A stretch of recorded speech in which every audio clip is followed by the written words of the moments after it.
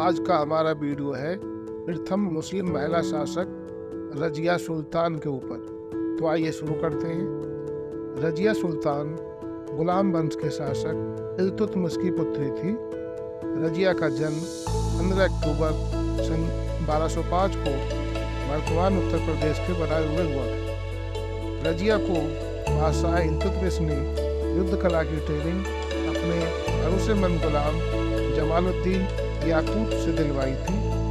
वह एक कुशल घुड़सवार, तलवारबाज तथा कुशल तीरंदाज भी थी। इसके इन्हीं महान गुणों के कारण इल्तुतमिश ने अपने जीवन काल में ही उसे अपना एक उत्तराधिकारी नियुक्त किया था। परंतु 1236 में इल्तुतमिश की मृत्यु के बाद तुर्क अमीरों तथा उलेमाओं ने रजिया को ये कहकर गद्दी पर नहीं बैठने दिया कि एक महिला उन पर शासन नहीं कर सकती है, जिसके कारण इल्तुतमिश का बड़ा पुत्र रुकनुद्दीन फिरोज शाह दिल्ली की गद्दी पर बैठा।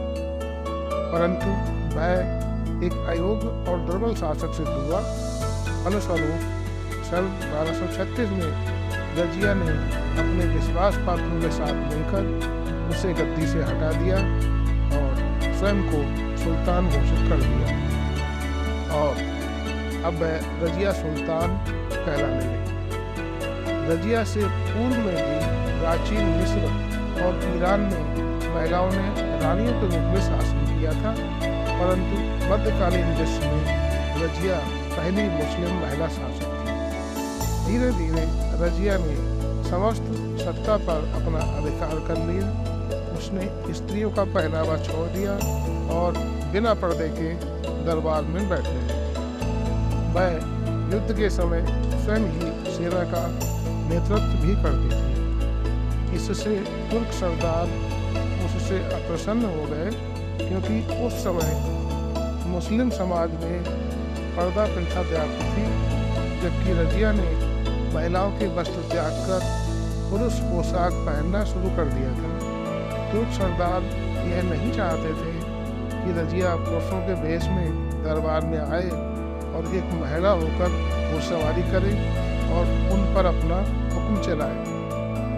वे रजिया को अपने हाथों की कठपुतली बनाना चाहते थे, परंतु रजिया ने ऐसा होने नहीं दिया, जिसके परिणाम स्वरूप उन्होंने एक षड्यंत्र के तहत उसे गद्दी से हटा दिया और 15 अक्टूबर 1240 में कैथन नामक स्थान, जो वर्तमान में हरियाणा राज्य में स्थित है, एक संघर्ष में रजिया की हत्या कर दी। रजिया ने लगभग 3 वर्ष 8 माह तक शासन किया था और अल्तुनिया नामक एक अमीर से अपनी शादी भी की थी। रजिया की हत्या के बाद उसका एक भाई और 2 भतीजे गद्दी पर बैठे, परंतु अयोग्य होने के कारण उन्हें भी गद्दी छोड़नी पड़ी और अंत में इल्तुतमिश के पौत्र नासिरुद्दीन महमूद को दिल्ली का सुल्तान बनाया गया।